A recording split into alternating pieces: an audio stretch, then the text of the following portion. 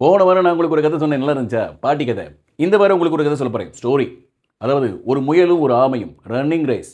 கேள்விப்பட்டிருப்பீங்களே, இருந்தாலும் நான் ஒரு தடவை சொல்கிறேன், அதையும் கேளுங்க. ஒரு ஊரில் ஒரு முயல், காட்டு முயல். அப்புறம் ஒரு ஊரில் ஒரு ஆமை, நாட்டாமை. நாட்டாமைனா ஏதோ செம்பு எடுத்துகிட்டு போய் வச்சு புளிச்சு எச்சியை துப்புறவர் நினைக்காதீங்க. நாட்டாமைனா நாட்டு ஆமை, ஒரு ஆமை. ரொம்ப பொருடிக்கு விருப்பம் இல்லை. அந்த முயலும் அந்த ஆமையும் போட்டி போடணும்னு நினச்சிங்க. ஏன் தெரியுமா?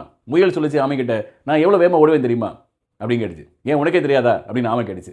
அந்த மாதிரி ஒரு சண்டை போய்கிட்டு இருக்கிறப்போ அது ரொம்ப பெருமையாக பேச வேண்டியும், எங்கூட போட்டிக்கு வந்து வார் அப்படின்னு ஆமை சொல்லிச்சு. முயல் உடனே கிக்கின்னு சிரிச்சிச்சு.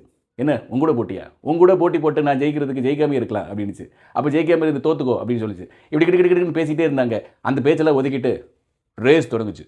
அந்த ரேஸில் அந்த முயல் வந்து ஃபாஸ்ட்டாக ஓடும் இல்லையா, ரொம்ப வேகமாக ஓடிச்சு. யாரும் எதிர்பார்க்காத விதமாக ஓடலை. எல்லோரும் எதிர்பார்த்தாங்க அது வேகமாக தான் ஓடுன்னு. ஆமை மெதுவாக தான் போகும் எதிர்பார்த்தாங்க. அதே மாதிரி ஆமையும் மெதுவாக தான் போச்சு. ஆனால் முயலுக்கு என்ன ஆயிடுச்சுன்னா, ரொம்ப தூரம் போனோடனே ஆமை வர்றதுக்கு இன்னும் கொஞ்சம் நேரம் ஆகும், நம்ம இந்த மரத்தில் படுத்து கொஞ்சம் ரெஸ்ட் எடுக்கலாம் அப்படின்னு போய் தூங்கிடுச்சு. அதுக்கப்புறம் அந்த ஆமை மெதுவாக தூங்காமல் போய்கிட்டே இருந்துச்சு. கடைசியில் அது ஜெயிச்சு முடிச்சு. அதுக்கப்புறம் முயல் எழுந்து பார்த்து, ஆமை இன்னும் வரலையா தெரியலையே அப்படின்னு சொல்லிட்டு வேகமாக ஓடிச்சு. ஆனால் ரன்னிங் ரேஸில் ஆமை ஆல்ரெடி நின்று கப்போடு நின்றுட்டு இருந்துச்சு.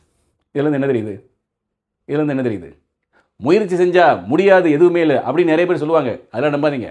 நிறைய பேர் முயற்சி பண்ணி முடியாமல் போய் தோற்றுருக்குறாங்க. எப்படி? டிமோட்டிவேஷன். நல்லா இருந்துச்சுல? ஆனால் இதுதான் மோரல்.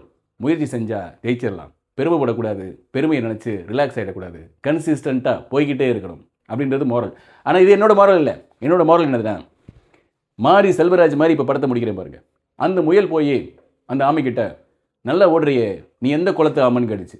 அதுக்கு அந்த ஆமை சொல்லிச்சு, எனக்கு குளம் கோத்திரம்லாம் கிடையாது அப்படின்னு.